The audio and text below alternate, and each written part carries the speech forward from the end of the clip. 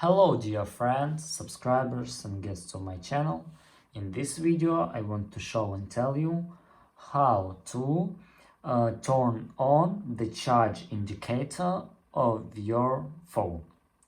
Please put your like, subscribe to my channel and share this video with your friends. Let's get started. So, as you can see now, I have 49%.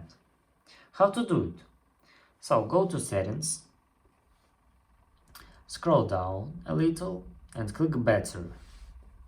And now you must turn on this first setting. And that's all. When we turn off, the numbers is disappear.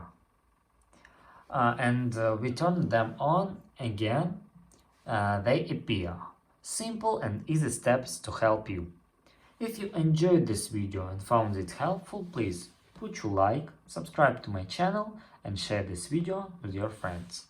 Bye bye everyone, see you later.